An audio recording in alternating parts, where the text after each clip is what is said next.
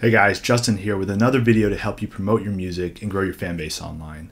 In this video, we're going to cover everything that you need to have in place before you get your music distributed to iTunes, Spotify, and other digital music services.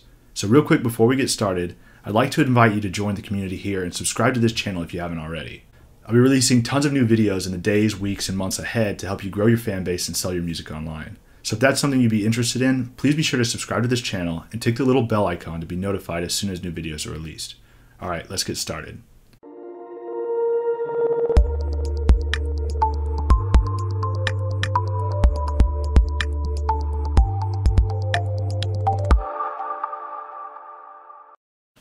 One of the most common mistakes that independent artists make when releasing a new album is being unprepared and rushing through the process of uploading their music to an aggregator.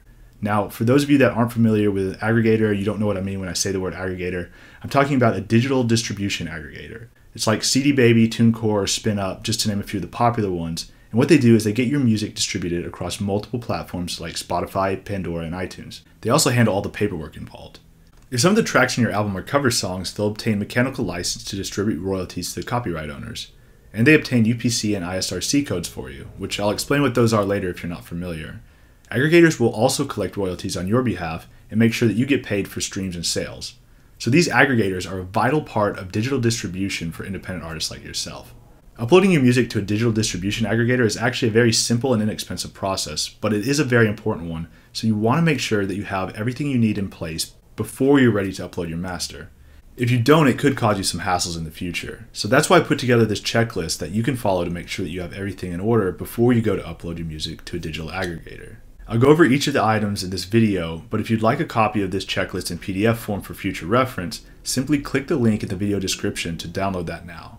Alright, let's get started. Item number 1, your artist name. Now this may seem pretty obvious, but it's one of the most important items and it's something that you need to make sure you get right the first time because typically you won't be able to go back and change it in the future. So this would be either your band name or the name that you perform under as a solo artist. If you have multiple monikers, then you need to pick one that you're going to use for all your music releases. For example, Eminem aka Marshall Mathers aka Slim Shady. Even though he might be known by multiple names, all of his music is released under the artist name Eminem. Also be sure that you check Google, iTunes, and Spotify to make sure that someone else isn't already using the name that you want to use. Item number 2, identify your primary and featured artists. You'll obviously be a primary artist, but it is possible to have multiple primary artists in a collaboration. But it should be an equal collaboration if you're listing more than one primary artist.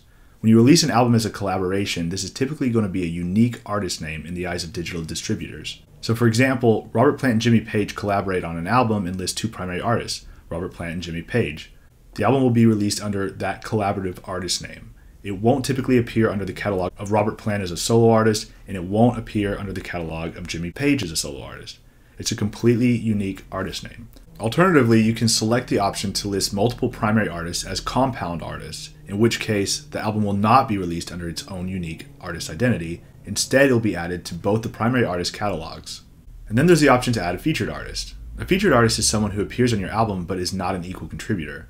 So if you have someone come on just one track to play a guitar solo, for example, they would be listed as a featured artist. Typically, featured artists are listed at the track level, but you do have the option to list them at the album level if they are featured on every track. And speaking of your tracks, each track needs to have a title. Obviously, your songs need titles. Just keep in mind that people need to be able to identify your song, especially in the age of streaming music where people are often searching Spotify and YouTube by song titles. It'll help you out a lot, especially if you're an up-and-coming artist, if you make your song titles easily searchable and avoid words that are hard to spell. Some artists like to be clever and insert numbers in the place of letters. It's totally up to you if you want to do that. Just keep in mind it will make it more difficult for people to search for your music and it could end up costing you streams. Item number 4, album title. Once again, this one's pretty obvious. Your album needs a title. Just keep in mind that you'll probably want to title it something that's easy to remember and easy to pronounce. Number 5, songwriter and publisher information. This is something that you should be thinking about long before it's time to distribute your music. If you're a solo artist and you write all of your own songs, this probably won't be a major issue for you. But if you're in a band, this could sometimes get a little dicey. Let's say, for example, you're in a band with 4 other people, but not everyone contributes to writing each song. Well, it's important to establish early on who actually gets credit for writing the songs. You can have multiple writers for each song, that's no problem, but the band should be clear on who's actually getting that credit. Otherwise, you could run into some issues down the road. Maybe one of your songs gets really popular and in a couple of years, all of a sudden your drummer thinks that he helped write it, even though the song was written entirely by you and the bass player. Now all of a sudden you guys are fighting over royalties, and it creates a lot of tension in the band. The names of the songwriters and splits should be clear to everyone in the band from the beginning so it doesn't cause issues later on. It's best to have this all written down and signed by everyone in the band as soon as songs are written, because memories can get a little fuzzy after a few years. You shouldn't have any issues as long as you address this stuff up front. And when it comes time to upload your music to a digital aggregator, you will need to have the names of all the songwriters for each track, including cover songs. And you'll also need to have the names of the publisher of each songwriter. Obviously, you'll need your audio files, and that audio should be high quality. 16-bit WAV or FLAC is ideal, in stereo, 44:1 sample rate. No MP3s. You want your recordings to sound professional, plus tracks are usually going to be compressed and some sound degradation can happen. With that in mind, you want to be sure to start with the highest quality recording possible. Item number 8 is your cover art. You need to have cover art, and it should be unique for each upload. You can have the same artwork if you upload an entire album at once, but if you release singles individually, each one should have unique artwork. They can be similar, but there must be some variation. It doesn't have to be massively different, but there needs to be some difference. So you can use the same image, but maybe a black and white version or a different color scheme on each single, for example. So here are some of the requirements for your cover artwork. Your image should be a minimum of 1400 by 1400 pixels. The maximum is 3000 by 3000, which is what you should really be using. Remember, these images will be compressed and some degradation will occur, so the higher quality the source file, the better. It should be a PNG, GIF, or JPEG file type. It should be 72 to 300 dpi, 300 being recommended because that will provide the highest resolution.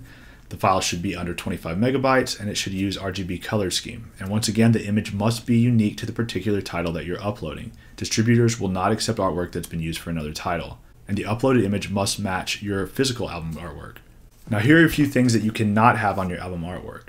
You cannot have any contact information. This means no website URL, no social media handles, no URLs of where people can find you on social media or other streaming music services, none of that stuff.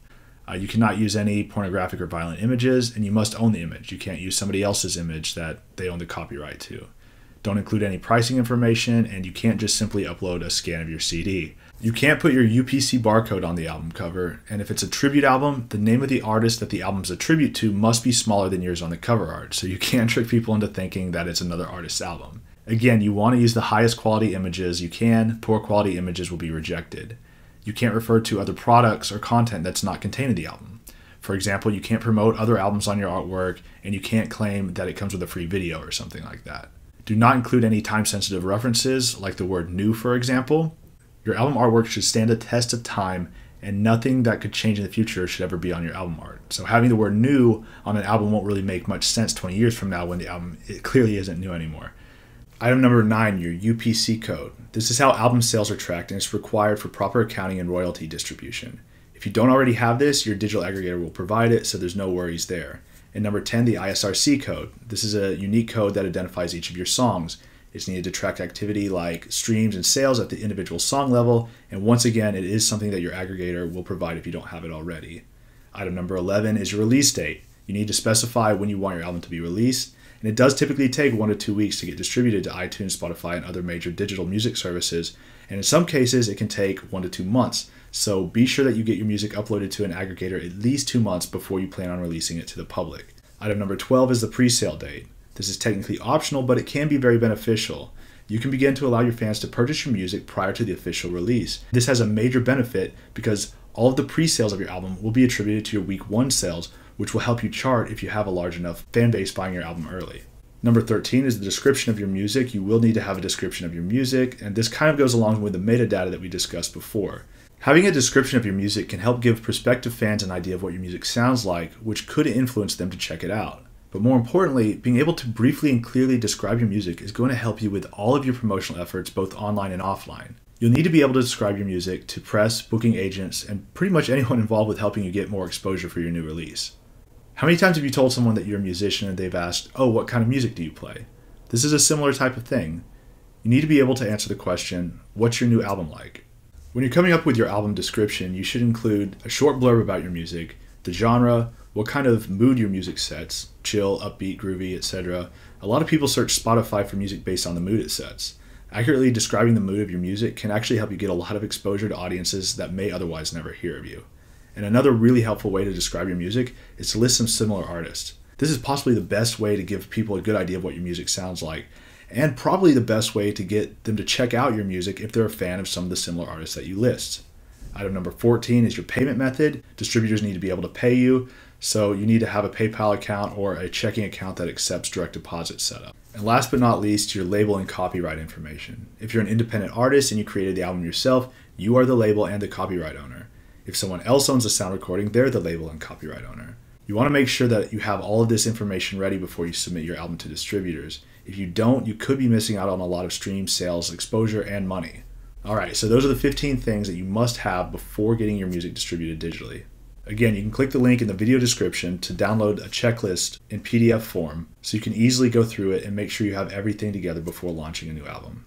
I hope you found this video helpful. If so, please give it a thumbs up and comment below. And if you haven't already, be sure to click the subscribe button and tick the little bell icon to be notified when new videos are released on this channel. Thanks again for watching. I'll see you next time.